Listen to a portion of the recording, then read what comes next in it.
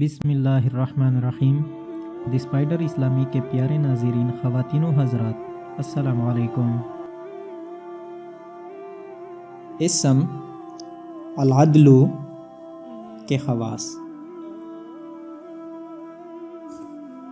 Number 1، جو اس اسم کو پڑھیں اور روٹی کے 20 لقموں پر شب جمعہ کو لکھ کر کھائیں تو اس کے لیے دلوں کو مسخر کر دیا جاتا ہے۔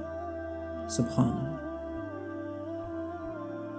نمبر 2، جو کوئی اس اسم کو ہر نماز کے بعد پڑھے، غیب سے روزی پائیں اور اسے نیک اعمال کی توفیق نصیب ہو۔